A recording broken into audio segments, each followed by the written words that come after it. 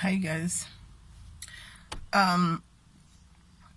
This is a response to the lady who was talking about vakadzi kana mahurirwa hurai. I've seen it all. I've heard it all. Now, is this the kind of advice that we are now bringing on Facebook, on social media, to say vakadzi kana mchinge mahurirwa ende munotsvaga kukura nawo muhure? Because mushonga weCHIHURE is for you to cheat back. I want to ask you a question. Does two wrongs make a right? Does two wrong make a right? Start by answering that question. Anyway, as much as as much as it hurts kuhurirwa, Antika, I would like to believe even our mothers as well, Antika, at some point they went through this, right? But they never cheated back. Why not giving an advice of saying, right, guys, kana uchinge wa hurirwa and they were short kwa, Antika, and they were wadziwa utinda hurirwa, you've got an option of leave. You've got an option of move out of the house and go. You have that kind of an option. Same cards. I want to ask you a question. I can see you're a level-headed woman and you are wearing a ring. That means you are married, right? Are you saying haven't you ever been cheated on? Why are you still in that marriage? Are you trying to tell the whole world that you are cheating on your husband? Because as far as I don't know, whatever, I cannot say as far as I know. Antika, are you saying that in your years of marriage with your husband has never cheated on you? For you to come on Facebook and say, "Kana wa hurirwa, the only medicine is for you, hura." Do you know that we have so many kids right now who doesn't even have parents?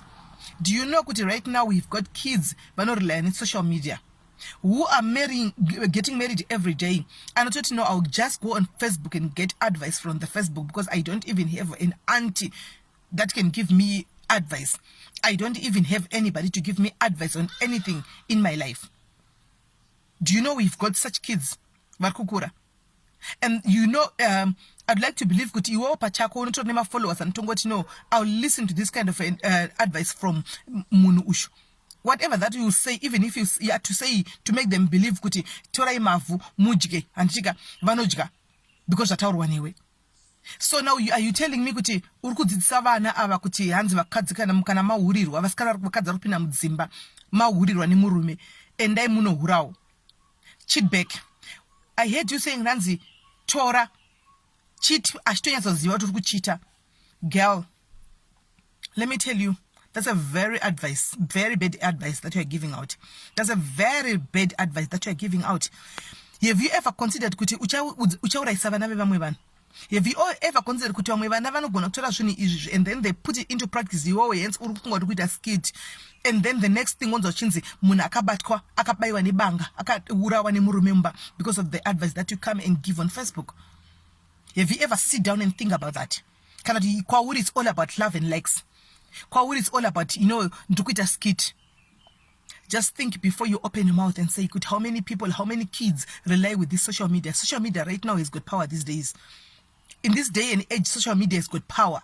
Let me tell you, girl, it has got power.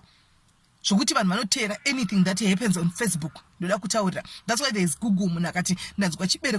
They go on Google to try and find how best can I do it Facebook Google.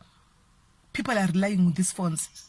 Then if you are coming here with your phone, using your phone to tell vana kukura kuti kana wa hurirwa hura, why you not telling them kuti kana uchinge wa hurirwa and you see kuti you are not comfortable with it, zvakubata kusvika pabone maro, just walk away from the marriage? Why not giving them that advice? Ukanzwa kuti iwe kune mwana right now auraiwa nemurume abatwa achihura, say advice yawapa iwe pa Facebook, right? Abatwa achihura auraiwa nemurume wake, right? Are you going to come back here and say, yes, ndinda kwapa that kind of an advice? Are you going to have those balls, the same balls that you were having when you were doing your video? Kuti yes, ndinda kadaro, kuti urai saka aurai wasaka shine basare. Are you going to say that? Because you would have lost a life. I can see you. I was watching you. I was listening to your video. You're not even young. Tinema 90s. I've Facebook up. tine ma 90s ari ku YouTube, tine ma 90s ari kutambira ari kuma social platforms esakasiyana siyana. Then hearing you saying that kudanze hura, why there are better ways of handling this issue, like walk away. Wait still kudanze itowinya, so let him know kudanze ndakuhurira. Iwe, do you know the impact that it has on a man ukamuhurira? Do you know kuti haafunge kana akaziva kuti mukadzi arara nemumwe murume unorairwa mahara? Girl, that was a very bad advice. Shame. That was a very bad advice. Maskite nyamunoita yakai. Itai maskite mchinetsoziva kuti kuna mumwe mutori nemafollowers anenge achikufollowai. Anditika, kune vana vese vakateerera vangu vachifollowa muri kuti yes munhu ngaurire 50-50 shiri ngaibvuterekeni. Bvutairekeni dzacho.